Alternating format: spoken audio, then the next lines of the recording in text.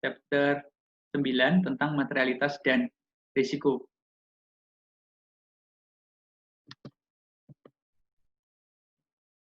Definisinya dulu ya, mudah-mudahan nggak keluar di ujian. Biasanya minimal di pilihan ganda itu ada.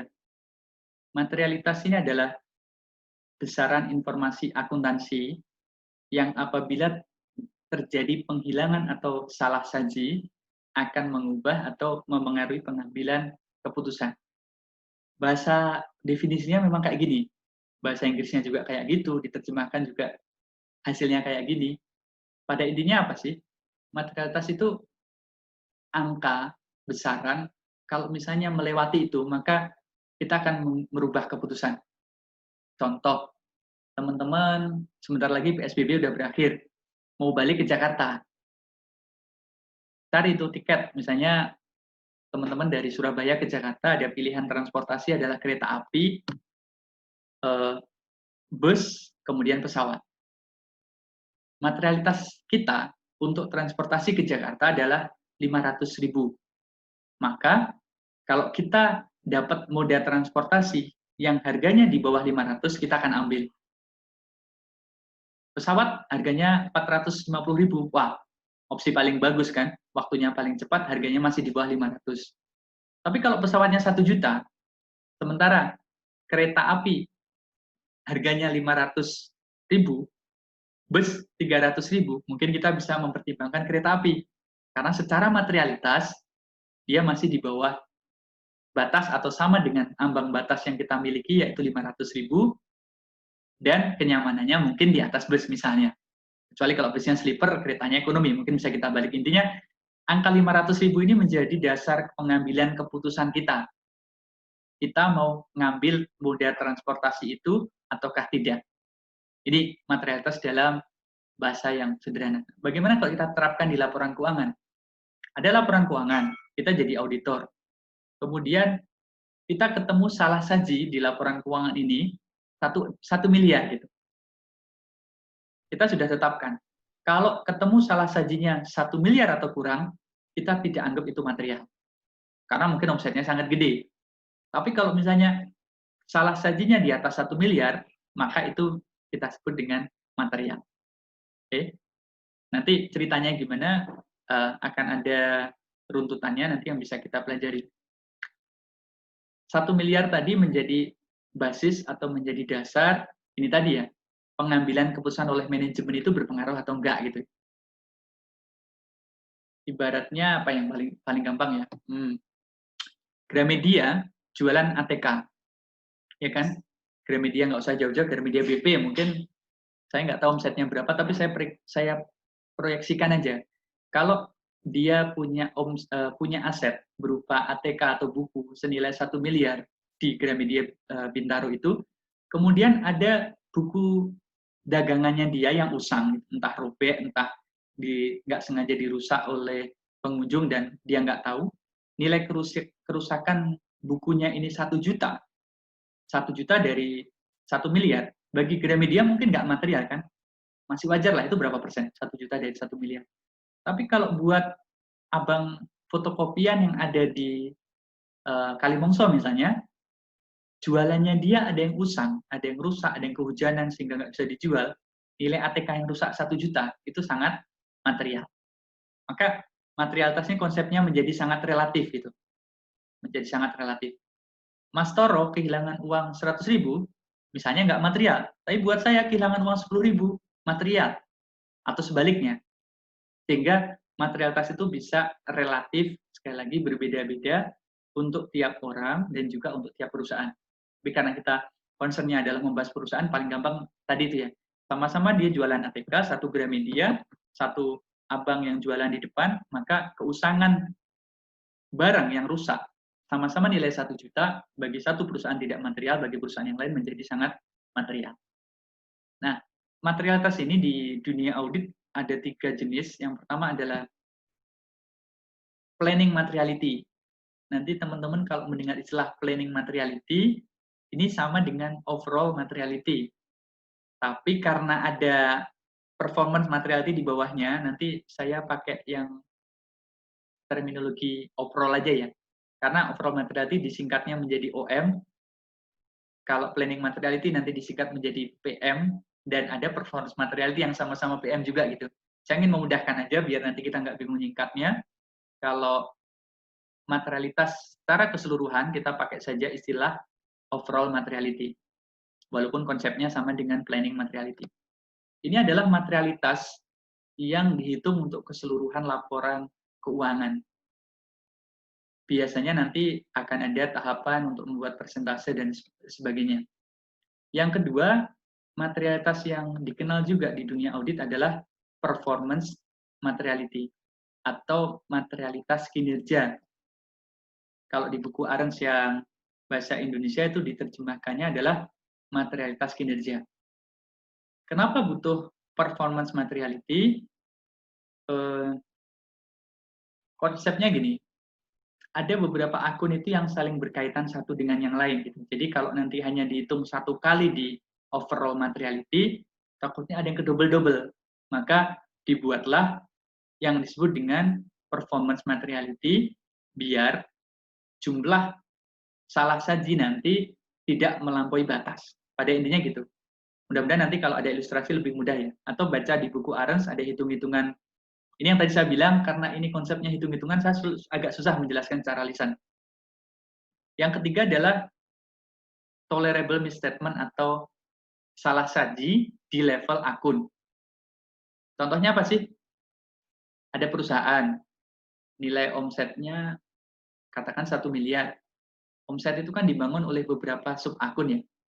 Kalau di neraca dia punya aset lancar kebagi lagi, kas, persediaan, dan sebagainya. Salah saji kas itu berapa sih yang kita anggap material untuk perusahaan tadi? Salah saji persediaan itu berapa sih yang kita anggap material? Kan saldo kas sama persediaan beda pasti kan? Atau relatif berbeda. Maka salah saji per akun ini disebut dengan tolerable misstatement. Jadi salah saji yang berhubungan dengan akun-akun secara individual. Kalau overall materiality tadi gimana? Salah saji secara keseluruhan dalam tingkat laporan keuangan. Kalau performance materiality gimana? Dari salah saji keseluruhan tadi dikurangin angkanya pada persentase tertentu. Contohnya mudah-mudahan ada nanti di belakang. Saya ulang, tadi saya bilang di awal, materialitas itu konsepnya relatif ya, bukan sebuah konsep yang mutlak atau absolut. Maka tadi kita sudah simpulkan 1 juta angkanya bisa berbeda nilai rasanya karena satu perusahaan dengan perusahaan yang lain besarannya berbeda, size-nya berbeda, penjualannya berbeda, labanya berbeda, omsetnya berbeda dan seterusnya. Jadi tidak bisa menjadi konsep kalau 1 juta pasti material, kalau 1 miliar pasti material, nggak bisa, tergantung perusahaannya. Yang kedua, untuk menghitung materialitas perlu adanya basis atau dasar. Apa dasarnya nanti akan kita lihat. Yang ketiga, terkadang kita memerlukan faktor-faktor yang sifatnya kualitatif. Kalau basis yang nomor 2 itu sifatnya kuantitatif, tapi kalau yang ketiga kadang perlu yang bersifat kualitatif. Dan di dunia audit dan akuntansi, tidak ada satupun yang mengatur berapa persentase dari materialitas. Jadi nggak ada aturan bakunya gitu. Kalau misalnya materialitas itu harus 1% dari laba misalnya, atau 5% dari aset, nggak ada. Nanti akan ada pendekatan-pendekatan atau teori-teori, tapi tidak ada satupun standar yang mengatur secara baku harus begini. Jadi bagaimana? Yang kedua ini diserahkan kepada masing-masing auditor atau lembaga audit atau kantor akuntan publik untuk membuat judgement atau untuk membuat pendekatan, untuk membuat apa namanya judgement itu ya semacam penilaian lah, untuk membuat ukuran sendiri berapa materialitas yang akan dia pakai. Kita masuk ke yang pertama. Kalau mau tanya sekali lagi nggak harus nunggu selesai ya, silakan private message PM di chat itu juga boleh. Nanti mudah-mudahan di akhir saya bisa menjawab ya. Takutnya kalau teman-teman nunggu terakhir nanti takut lupa, silakan kalau misalnya mau sambil kirim pertanyaan baik yang materi yang tadi, yang pertama maupun yang kedua. Overall materiality tadi secara definisi mirip dengan materialitas tadi, teman-teman ya. Materialitas ini diterapkan untuk keseluruhan laporan keuangan, biasanya dengan dasar persentase. Bagaimana tahapannya? Yang pertama adalah menentukan dulu dasar atau basisnya. Yang kedua adalah menentukan tingkat atau rate, ini biasanya dalam bentuk persentase. Terus kita menghitung OM-nya atau nilai materialitas awal tadi, planning materiality. Dan terakhir adalah kita menghitung tolerable misstatement atau TM. Di mana posisi performance materiality antara 3 dan 4 ya. Cuma di sini tidak disebut secara spesifik. Dan tidak semua auditor menggunakan performance materiality. Jadi yang secara umum yang ada adalah overall dan tolerable misstatement, tapi pilihan kalau mau pakai performance materiality juga boleh. Ini yang pertama adalah basis yang paling atas tadi. Tadi saya sudah bilang kan, tidak ada rumusan atau standar mau pakai apa. Tapi ini adalah alternatif-alternatif untuk basis. Misalnya, untuk entitas nirlaba bisa menggunakan total penerimaan atau total belanja. Contohnya apa sih kalau di Indonesia? Menghitung materialitas untuk kementerian dan lembaga dalam audit itu pakainya total belanja di Indonesia. Di negara lain bisa jadi berbeda. Khusus untuk Kementerian Keuangan, karena dia core-nya salah satunya adalah mencari penerimaan melalui pajak, menggunakan total penerimaan, khusus Kementerian Keuangan. Misalnya jadi gini, Kementerian A, nilai belanjanya 1 tahun, 1 triliun. Materialitasnya, sebelum saya kasih contoh, nanti kita bahas dulu rate-nya, biar teman nggak bingung. Yang kedua, kalau entitas yang bertujuan mencari laba, itu bisa menggunakan laba sebelum pajak atau pendapatan. Ini yang digunakan di buku AREN sebagai contoh. Karena di situ adalah perusahaan, maka digunakan contohnya materialitasnya 6% kalau nggak salah di buku AREN situ, dari laba sebelum pajak. Yang ketiga, untuk entitas yang berbasis aset, ini jarang, tapi bisa dipakai, materialitasnya dari nilai aset bersih atau dari ekuitasnya. Itu basis. Basis adalah dasar. Oke? Mudah-mudahan sampai sini paham ya. Ini sangat konseptual. Kalau misalnya teman-teman nanti belum paham, silahkan nanya biar pemahamannya sama di awal, biar nggak bingung ke belakang. Yang kedua, setelah tahu, ini kan tahapnya tadi, pertama basis, yang kedua rate atau tarif. Tingkat atau tarif atau rate, ini juga sama, nggak ada aturannya di dunia, tapi ini contoh pendekatan yang dipakai. Untuk entitas nirlaba, tadi kan entitas nirlaba pakai penerimaan atau belanja, bisa 0,5% sampai dengan 5%. Berapa angkanya? Diserahkan kepada lembaganya. Mau 0,5, mau 1, mau 1,5, bahkan mau pakai koma-koma boleh. Kalau BPK ada semacam perhitungan lagi untuk menemukan 0,5 sampai 5% ini gimana? Itu panjang cerita, tapi intinya range-nya pakai angka ini. Balik lagi kalau contoh di Arens, dia menggunakan 5% sampai dengan 10% dari laba sebelum pajak. Sama juga, boleh pakai 5%, 6%, 7%, atau pakai koma juga boleh. Dan terakhir, untuk entitas yang berbasis aset, bla bla bla. Tapi yang perlu teman-teman pahami, satu entitas menggunakan satu basis dan satu tarif. Itu ya. Jadi misalnya, ada perusahaan A, kita mau ngitung materialitasnya dari laba sebelum pajak. Perusahaan A ini, laba sebelum pajaknya misalnya 1 miliar. Kita tetapkan materialitasnya 10%. Berapa 10% dari 1 miliar? 100 juta ya. Ya enggak? Artinya apa? Kalau kita ketemu salah saji total dari semua akun di perusahaan itu kurang dari 100 juta, kita sebut salah sajinya tidak material. Artinya apa? Opininya bisa WTP. Walaupun ada salah saji misalnya 90 juta gitu. Kan kita bilang, 90 juta masih wajar, karena materialitas yang di-set oleh auditor adalah 100 juta. Gimana kalau salah sajinya lebih dari 100 juta, baru kita pertimbangkan itu sebagai material. Baru akan berpengaruh kepada opini. Opininya apa? Yang pasti bukan WTP. Bisa WDP, bisa disclaimer, bisa tidak wajar. Tergantung kondisi yang menyertai apa gitu. Jadi nggak bisa, kan saya kemarin kita sudah diskusi ya, opini tidak bisa matematis, ada perhitungan, ini perhitungan kuantitatifnya, salah satu pertimbangannya, tapi ada juga perhitungan kualitatif. Misalnya, tadi saya bilang, ada salah saji di bawah 100 juta, 90 juta, kan secara kuantitatif tidak material kan ya, 90 juta, materialitasnya 100 juta. Tapi salah saji ini ternyata hasil fraud gitu. Secara kualitatif, fraud ini kita anggap dampaknya luas, maka bisa jadi kita tidak memberikan opini WTP. Meskipun salah sajinya tidak material.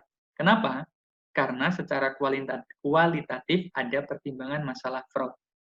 Tapi kita abaikan dulu, biar teman-teman nggak pusing, abaikan dulu pertimbangan kualitatif. Mari kita fokus saja ke perhitungan kuantitatif aja. Sampai sini mudah-mudahan jelas ya. Saya ulang sekali lagi untuk contoh perhitungan materialitas. Tadi ada perusahaan, kita pakai dasar kedua, laba sebelum pajak, tarifnya kita tetapkan 10%. Siapa yang menetapkan tarif? Auditor, bukan auditi. Atas dasar apa? Macam-macam. Dia mempelajari laporan keuangan entitas, dia mempelajari histori tahun-tahun sebelumnya, dia mempelajari situasi terkini, dan apapun yang dia bisa gunakan sebagai dasar analisis materialitasnya berapa. Gitu. Jadi materialitas ini adalah domain auditor, bukan domain auditi.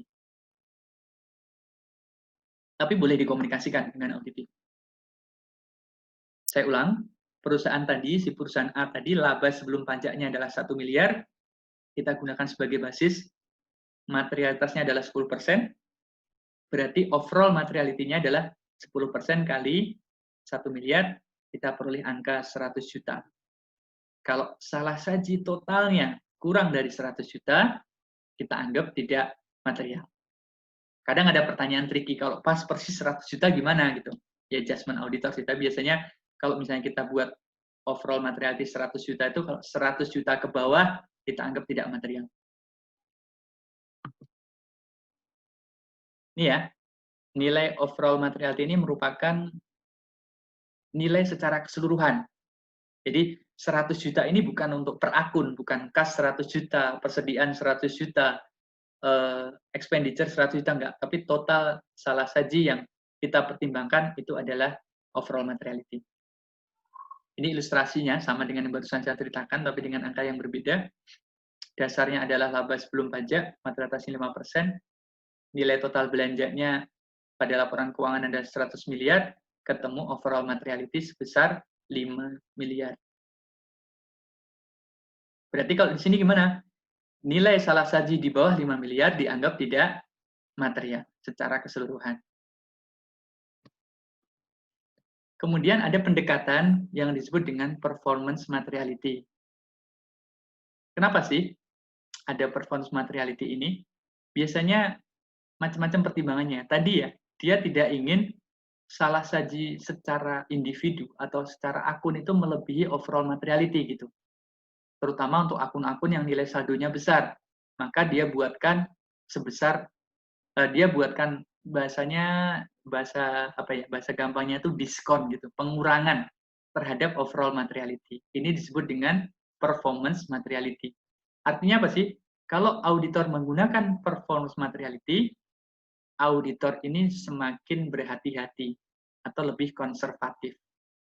Kita contohkan di sini. Overall materiality-nya adalah 5 miliar di contoh ini. Kalau kita kalikan 60%, kita akan peroleh angka 3 miliar kan? Berarti sebelumnya kita menganggap angka 4 miliar itu tidak material karena di bawah 5 miliar overall materiality-nya. Tapi begitu kita menggunakan performance materiality sebesar 60%, angka 5 miliar ini turun. Materialitasnya menjadi 3 miliar. Artinya apa? Sekarang batas untuk materialitasnya menjadi 3 miliar. bukan lagi 5 miliar. Kenapa? Karena kita pengen lebih berhati-hati. Jadi, kalau auditor memilih menggunakan performance materiality, angka overall materiality-nya berapa dikalikan lagi. Berapa pengalinya terserah dia.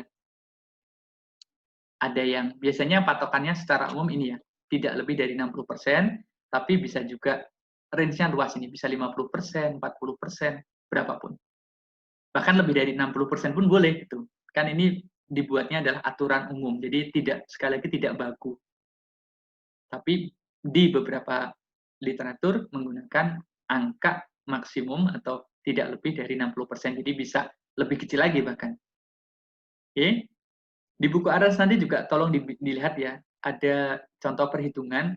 Kan ada tuh misalnya tadi yang kita contohkan tadi, si laporan keuangan si perusahaan A tadi, dia laba bersih sebelum pajaknya 1 miliar.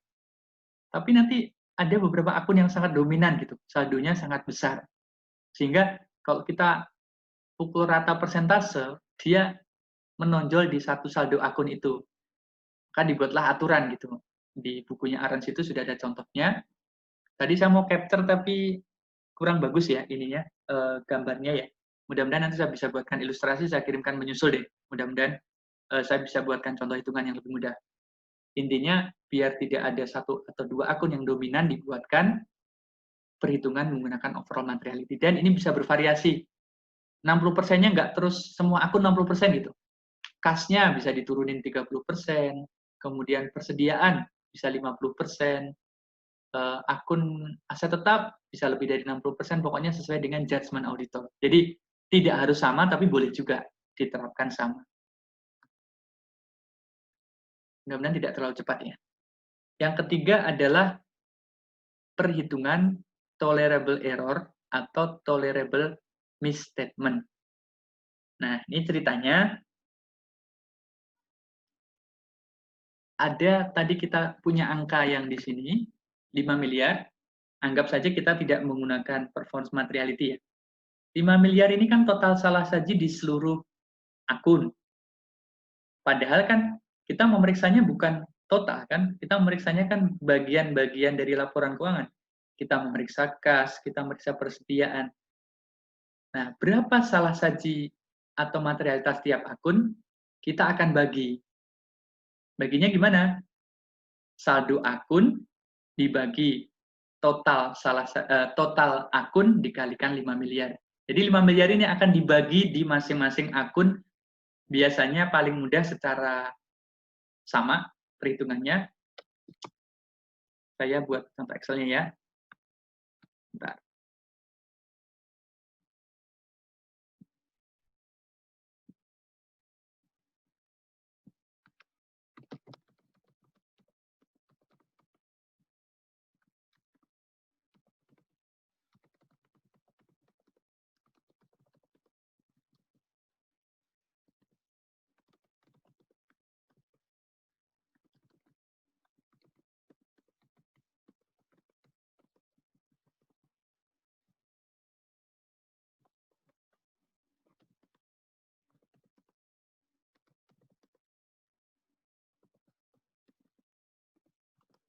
Ini contoh ya teman-teman ya, karena ini pasti tidak akan mencerminkan sebuah laporan keuangan yang benar, tapi ini sekedar contoh. Misalnya laporan keuangan tadi jumlahnya adalah 195, saldo akunnya ini. Ini saldo akunnya jumlahnya segini.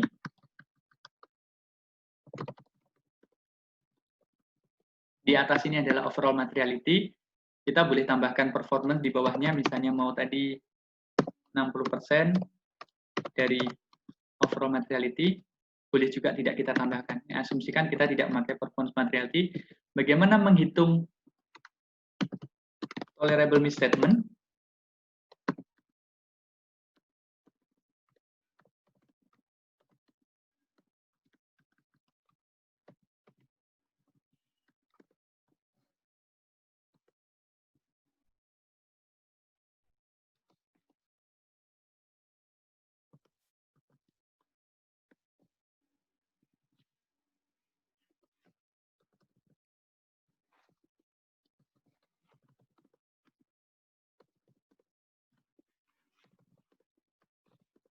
Kita buatkan satuannya menjadi juta ya.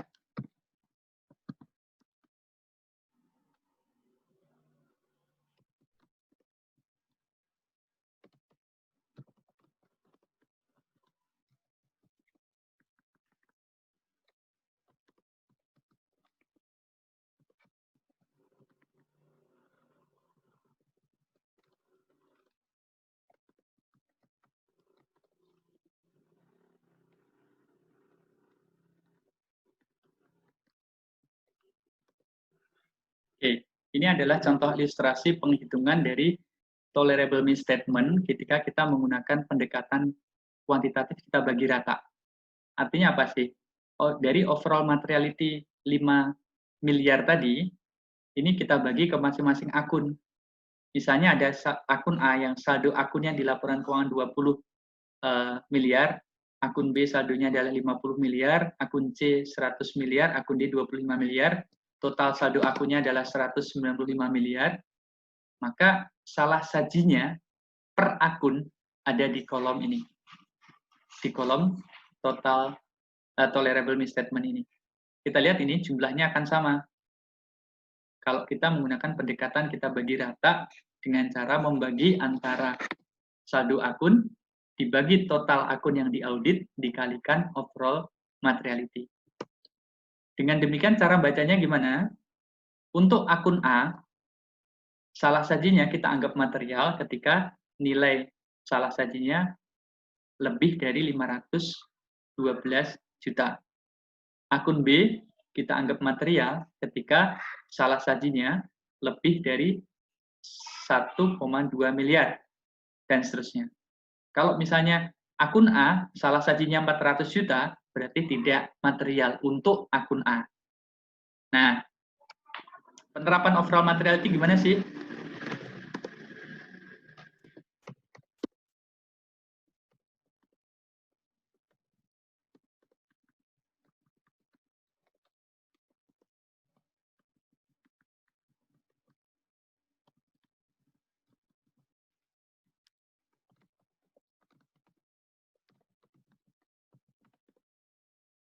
Masih ingat tadi ya? Tadi performance materiality-nya kan 60%. Kita dapat angka 60% dari angka OM ini 3 miliar.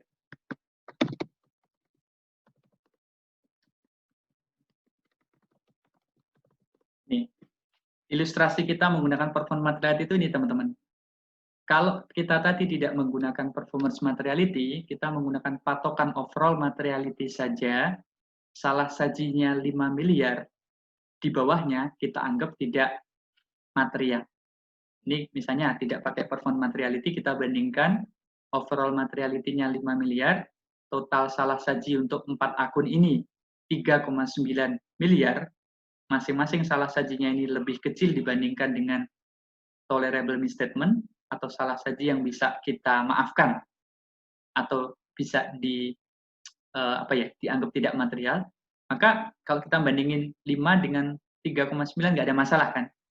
Tapi kalau auditor tadi yang saya bilang, karena berbagai pertimbangan ingin konservatif, dia memberikan performance materiality 60%, maka angka 3,9 ini sudah melebihi performance materiality. Sehingga kita mempertimbangkan salah sajinya ini sebagai material.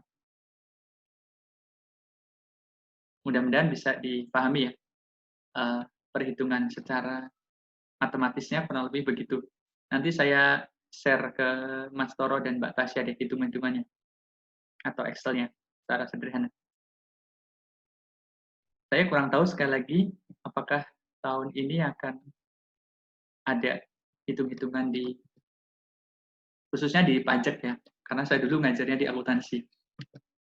Oke, balik ke sini. Jadi materialitas ini kenapa perlu diberikan ke tiap akun ya? Kenapa tadi ada alokasi tolerable misstatement untuk akun A, akun B, akun C, dan akun D? Pertimbangannya ini. Pertama, biar kita tahu gitu, akun-akun mana yang perlu kita uji lebih banyak. Biasanya kalau dia materialitasnya lebih tinggi secara rupiah, karena saldonya besar, maka kita perlu berikan sampel yang lebih banyak. Yang kedua, tadi ya, pas kita jumlah, angka-angka yang salah saji tadi kan cuman dalam tanda kutip 3,9 gitu.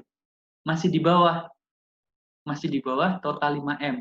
Tapi begitu kita total, sudah melebihi performance materiality yang 3 miliar. Sehingga awalnya tampak tidak material karena waktu kita melihat per akun kecil-kecil, tapi begitu digabung, jumlahnya sudah melebihi performance materiality.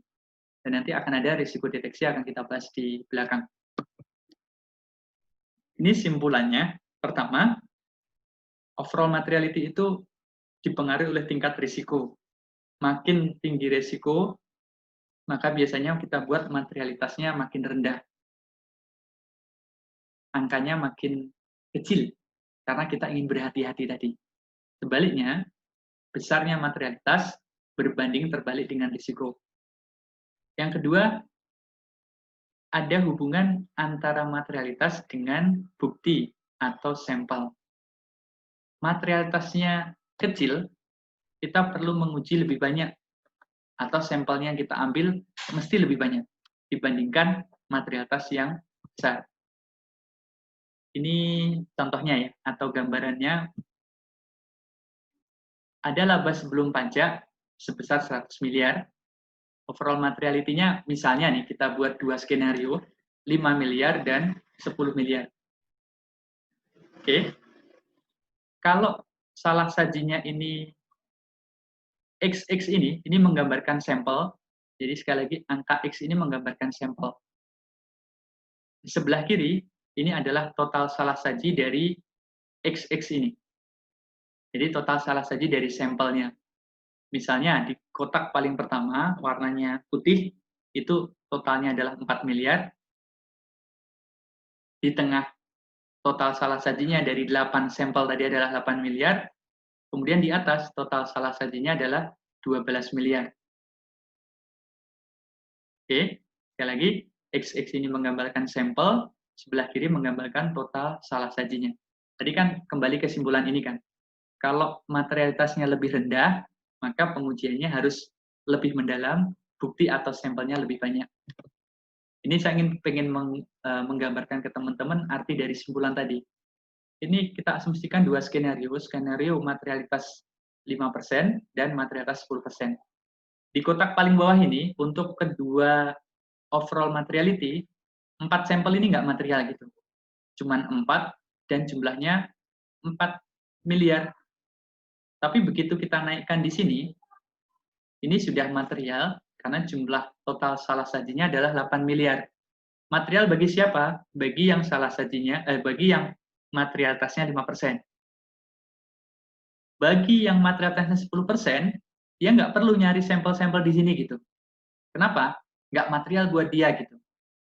Dia paling perlu nyari sampel di sini yang nilainya besar, nilainya di atas 5 miliar. Karena begitu, nilainya di atas 10 miliar. Karena kalau dia bermain di bawah angka 10 miliar, itu bagi dia tidak material. Artinya apa? Buat yang 5%, dia harus nyari sampel di kotak yang warna kuning, sekaligus di atasnya, dan bahkan mungkin di bawahnya, kalau mau nyari jumlah yang sifatnya kumulatif. Tapi buat yang nilai 10% tadi, dia cukup mencari atau memilih sampel yang nilainya besar-besar. Kenapa? Ya dia akan buang waktu gitu. Kalau misalnya dia nyari milih sampel yang kecil-kecil, ngapain? Toh nanti buat dia tidak material. Ini menggambarkan simpulan yang tadi teman-teman, simpulan terakhir tadi, bahwa materialitas yang rendah, 5% tadi rendah ya, perlu mengambil sampel lebih banyak dibandingkan materialitas yang 10% tadi. Dan terakhir adalah risiko audit ya. Risiko audit, ini nanti biasanya yang keluar adalah definisi atau teman-teman disuruh membedakan perbedaan antara masing-masing risiko. Balik lagi, ini definisi di standar sama dengan standar di materialitas tadi. Risiko audit itu kalau secara standar adalah risiko yang timbul karena auditor nggak sadar nih, tanpa disadari, tanpa sengaja, tidak memodifikasi pendapatnya atas suatu laporan keuangan yang mengandung salah saji material. Tidak memodifikasi itu gimana sih? Berarti simpelnya auditor ngasih opini WTP, padahal ada salah satu yang material. Dengan kata lain, risiko audit itu adalah risiko ketika auditor salah memberikan opini atau opininya tidak tepat. Sekali lagi, risiko audit itu adalah risiko ketika auditor memberikan opini yang tidak tepat. Ini sudah ada yang ngasih pertanyaan lewat private chat ya, saya tabung dulu, nanti akan saya diskusikan di belakang. Risiko itu harus diterima, mau tidak mau. Kenapa? Tadi masih ingat kan, audit itu berbatas waktu, atau terbatas jumlah orang, terbatas biaya, terbatas personil. Maka selalu ada risiko bahwa pemeriksa akan tidak bisa mengaudit secara populasi, harus mengambil sampel, atau bahkan mendapatkan bukti yang tidak tepat, sehingga ada risiko pemberian opini. Yang kedua, karena ada risiko itu, kita harus sadar gitu, harus aware. Karena risiko itu ada, susah diukur, maka kita harus merespon. Dengan cara apa? Ya, mempelajari risikonya. Ini konsepsi risiko itu sendiri. Makin bagus respon kita terhadap risiko tadi, makin berkualitas pemeriksaan kita.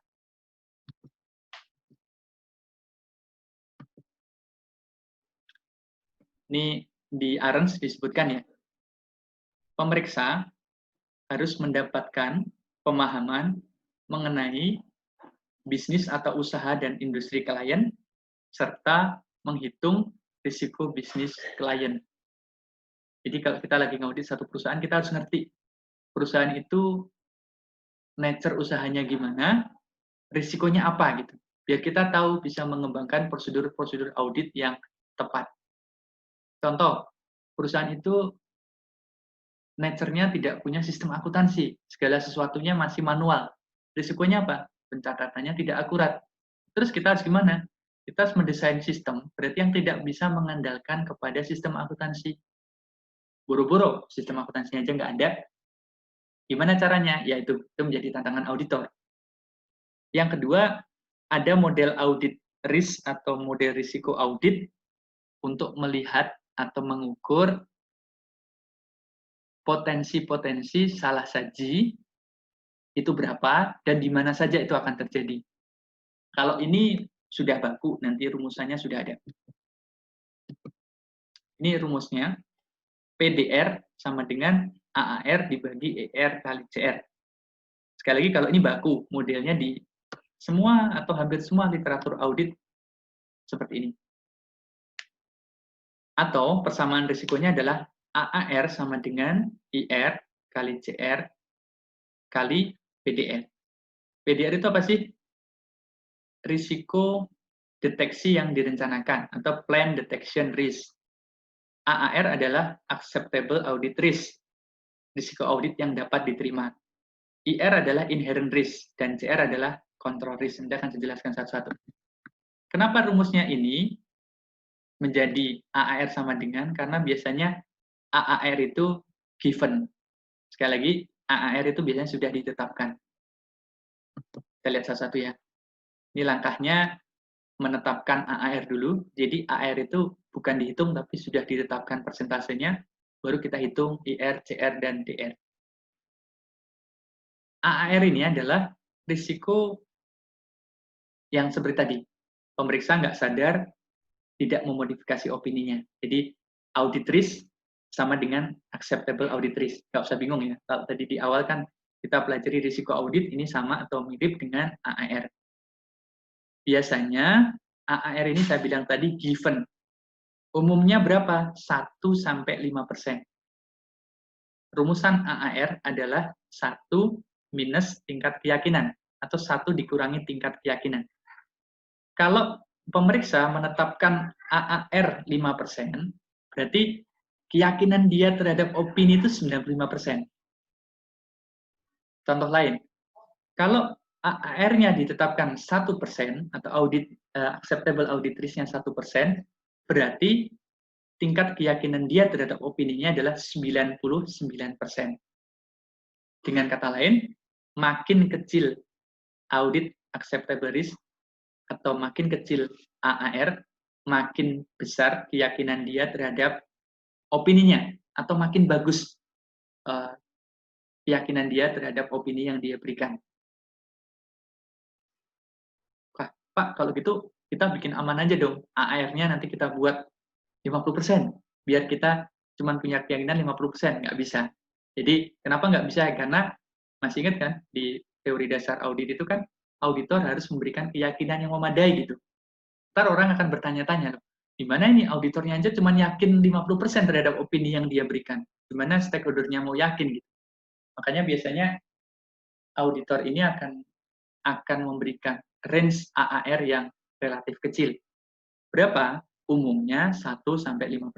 Saya belum pernah ketemu yang AAR-nya 10%, gitu, sehingga auditornya yakin 90%. Paling yang saya ketemu itu 1%, 3%, 5%. Sekali lagi, AAR ini given ya, jadi ditetapkan lebih dulu, bukan dihitung. Apa faktor-faktor yang mempengaruhi penetapan AAR yang ada di slide-nya Arens? Yang pertama adalah derajat keyakinan dari external user atau stakeholder terhadap laporan keuangan. Seberapa ingin atau seberapa tinggi stakeholder itu yakin gitu, pengen punya keyakinan terhadap laporan keuangan. Kalau kan masih ingat dulu kan, audit ini kan dilaksanakan oleh auditor atas perintah dari stakeholder. Stakeholder kalau di perusahaan misalnya adalah pemegang saham. Kalau misalnya pemegang sahamnya sangat ingin punya keyakinan yang tinggi terhadap laporan keuangan, maka auditornya pun sama, harus memberikan keyakinan yang sangat tinggi. Yang kedua, seberapa besar kemungkinan bahwa klien akan memiliki kesulitan keuangan setelah pemberian audit report atau opini diterbitkan. Kalau misalnya kemungkinannya besar, soal going concern atau auditi akan mendapatkan masalah keuangan, maka kita bisa memperbesar nilai AR atau menurunkan tingkat keyakinan kita. Tapi kalau kita yakin semua akan baik-baik saja, ya nggak usah ragu gitu. Kita buat saja AR-nya kecil sehingga tingkat keyakinannya tinggi. Yang ketiga adalah evaluasi kita terhadap integritas manajemen. Maksudnya gimana? Makin bagus integritas manajemen, maka makin yakin kita terhadap opini yang akan kita berikan. Karena ini ngaruh ya. Kenapa sih? Kalau auditinya bagus, kemungkinan kecil terjadi fraud, ya auditornya makin yakin dong bahwa sistem pengendaliannya bagus, sehingga kemungkinan besar kualitas yang dihasilkan oleh manajemen tadi terhadap laporan keuangan bagus, kemungkinan kecil terjadi fraud, sehingga auditornya makin yakin bahwa laporan keuangannya bisa diandalkan. Itu adalah audit acceptable risk. Yang kedua adalah inherent risk atau risiko bawaan. Kalau risiko bawaan ini bukan given, tapi semuanya akan dihitung dengan metodologi tertentu. Balik lagi ya, nanti saya share matriksnya. Kemungkinan tidak ada di Arens, tapi hanya sekedar ilustrasi atau contohnya. Intinya semua akun itu punya risiko mendasar, punya risiko bawaan. Itu disebut dengan inherent risk. Contohnya gimana sih inherent risk itu, teman-teman? Akun kas punya risiko, kas hilang. Mau ada kontrol kayak apapun, risikonya, nature-nya kas itu kasnya hilang. Persediaan, itu nature-nya adalah usang atau obsolete. Atau kalau persediaannya kecil-kecil sama dengan kas, dia punya risiko hilang. Balik tadi, seperti Gramedia tadi. Dia punya sistem secanggih apapun, akan ada beberapa persediaan yang bakal usang gitu. Kalau misalnya dia nyetak buku USM Stan atau menjual USM Stan 2 tahun, bukunya masih bagus, tapi sudah obsolete karena muncul lagi edisi yang terbaru gitu. Sementara buku yang lama itu belum laku kejual. Itu contoh risiko dari persediaan barang yang akan dijual. Mau pengendaliannya sebagus apapun, risiko itu muncul. Risiko aset ya terdepresiasi gitu. Mau sebagus apapun aset itu, Kalau tahun demi tahun dia dipakai terus, maka ada risiko nilai asetnya menurun karena depresiasi kecuali tanah. Maka setiap akun punya risiko bawaan atau inherent risk yang berbeda-beda. Dan ini perlu dikenali oleh auditor. Risiko inherent, risiko bawaan tiap akun berbeda satu dengan yang lain. Ini macam-macam faktor yang mempengaruhi inherent risk, nanti bisa dibaca sendiri ya. Nature of client business, jadi ya kondisi bisnis klien. Kalau dia jualan makanan, risiko ya makanannya basi. Kalau dia jualan jasa, risikonya kalau misalnya masyarakat tidak bisa beraktivitas, maka jasanya itu ambruk. Sekarang balik lagi contoh ke pandemi sekarang ya. Dulu orang mungkin tidak terlalu aware tentang risiko perusahaan wisata atau pesawat gitu, karena kita nggak pernah bayangin gitu pesawat itu nggak laku. Orang pakai pesawat terus-menerus untuk kerja, untuk bisnis, untuk leisure, untuk traveling dan seterusnya. Sekarang dengan adanya pandemi ini, industri wisata ini terpukul banget. Itu adalah inherent risk dari risiko dari perusahaan penyedia jasa pesawat atau transportasi udara dan juga hotel. Ketika apa? Ketika terjadi situasi seperti sekarang, nggak bisa diapa-apain tuh. Mau punya teman-teman misalnya mau mendiskon tiket pesawat, siapa mau pergi? Kalau misalnya di tempat tujuan itu sedang ada COVID, atau siapa mau beli tiket kalau kita mau masuk ke tempat itu aja nggak bisa. Itu risiko yang melekat kepada bawaan akun. Yang kedua adalah risiko pengendalian. Risiko pengendalian tadi adalah risiko bawaan yang tidak dapat dicegah, meskipun sudah ada pengendalian internal. Contoh, balik lagi ke tadi ya, sebuah toko buku tadi yang saya sebut merek tadi, kalau dia punya sistem, maka dia akan memberikan warning. Buku-buku mana yang akan obsolete, atau buku-buku mana yang akan rusak atau usang, karena rusak secara fisik maupun tidak laku karena tahunnya sudah lewat, maka sistem di komputernya itu akan ngasih warning gitu misalnya. Setiap bulan atau setiap periode, dia akan munculkan laporan buku-buku ini berpotensi untuk rusak atau obsolete. Atau contoh groceries yang besar-besar ya, Giant, apalagi Lotte Mart, atau semacamnya, Indo Grocery dan semacamnya, itu teman-teman kalau melihat, sistem mereka sudah sangat bagus tuh.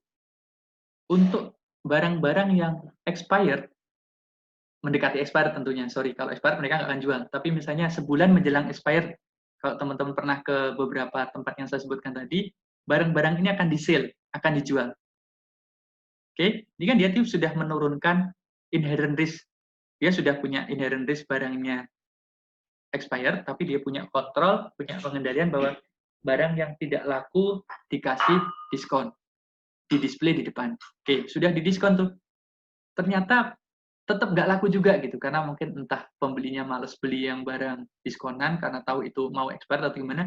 Intinya sudah didiskon tidak laku. Nah, itu adalah risiko pengendalian. Jadi sudah ada internal control, tapi nggak cukup karena internal kontrolnya terbatas. Nah, terakhir adalah risiko deteksi. Risiko deteksi ini biasanya melekat ke auditor, lebih karena auditor tidak memiliki kemampuan untuk melaksanakan pemeriksaan secara populasi. Dia masih sampel, dan ada risiko sampelnya tidak tepat, atau tadi sampelnya tidak kompeten, secara jumlah tidak cukup. Ini gambar yang kanan ini, gambar ini teman-teman. Ilustrasi bagaimana risiko itu terjadi ya. Titik bulat-bulat itu ada risiko, paling atas. Kalau tidak ada pengendalian, kalau tidak ada corong yang warna hijau itu, risiko bawaan itu akan banyak sekali gitu. Disaring dengan internal control, masih ada beberapa risiko yang awalnya bulat birunya banyak, udah mulai banyak tinggal putih ya. Bulatnya makin sedikit yang warna biru, itu yang warna risikonya. Kemudian auditor sudah melaksanakan prosedur audit, tapi ternyata masih ada yang lolos gitu, nggak ketahuan, nggak ke sampel, atau tidak terdeteksi oleh prosedur audit kita, maka itu menjadi risiko deteksi. Ini adalah penghitungan ilustrasi penghitungan dari detection risk dengan cara rumusnya adalah AR dibagi IR kali CR. Saya bilang tadi kan, AR-nya given 5%, kemudian ilustrasikan saja dari penghitungan auditor diperoleh IR 70% dan CR 30%, maka detection risk-nya adalah 24%. Apa gunanya detection risk? Kita lihat di belakang. Nanti kita skip dulu. Gambaran ini ada juga di slide Aaron, nanti dipelajari sendiri ya. Tinggal dilihat, kalau ini ada inverse, ada berbanding lurus sama berbanding terbalik. Membacanya berarti risiko audit yang dapat diterima, ini berbanding lurus dengan risiko deteksi. Tapi berbanding terbalik dengan bukti audit. Skip dulu ya. Lihat yang belakang aja, saya sudah buatkan rumusan yang mudah-mudahan lebih mudah melihatnya. Ada juga sih di Aaron beberapa. Nih, itu untuk melihat hubungan berbanding lurus atau berbanding terbalik. Paling gampang, nggak usah lihat AR dulu, karena tadi AR-nya given, langsung saja ngelihat inherent risk ke kanan.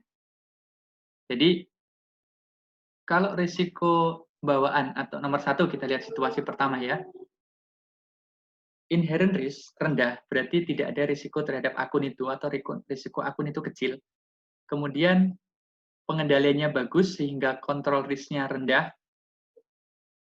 maka detection risk-nya ini akan tinggi.